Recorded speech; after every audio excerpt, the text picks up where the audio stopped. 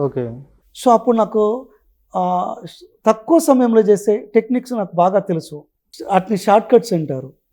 ఇవాళ ఈ దేశంలో ఎక్కడ షార్ట్ కట్ వాడినా అది ప్రత్యక్షంగానో, పరోక్షంగానో నాది అర్థమెటిక్ రీజనింగ్ ప్యూర్ మ్యాథమెటిక్స్‌లో. అసలు షార్ట్ కట్స్ అనే లెక్కలు మొదలుపెట్టిందే ఈ దేశంలో నేను. ఓకే. ఈ హైదరాబాద్‌లోనే మొదలుపెట్టాను. సో, షార్ట్ కట్స్ బాగా చెప్పగలుగుతాను. వితిన్ సెకండ్స్‌లో ఆన్సర్ చెప్పగలుగుతాను. హ్మ్. ఇవాళ నా షార్ట్ కట్స్ వాడుకొని చాలామంది ఇలా లక్షల రూపాయలు, కోట్ల రూపాయలు సంపాదిస్తూ ఉన్నారు.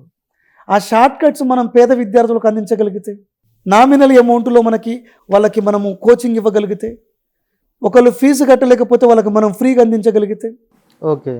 వాళ్ళు అవి నేర్చుకొని బాగుపడతారు కదా! కానీ మీకు ఏ రోజైనా అనిపించిందండి?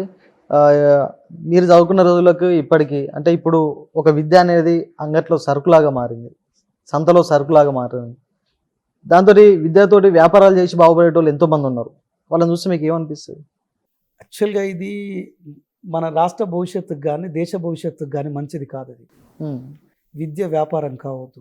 పేదోడికి, మధ్యతరగతి వర్గీయులకి ఖచ్చితంగా విద్య అనేది, వైద్యం అనేది, రవాణా అనేది 3 అందుబాటులో ఉన్న రోజే వాళ్ళు ఆర్థిక ప్రగతిని సాధించగలుగుతారు.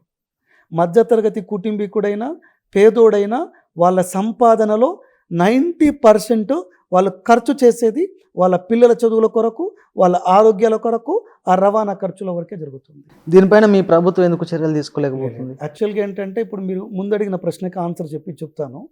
ఇప్పుడు విద్య మరీ కమర్షియల్ అయిపోయింది. హ్మ్. కొంచెం బాధాకర సంఘటన ఏంటంటే బేసిక్స్ మర్చిపోతున్నారు.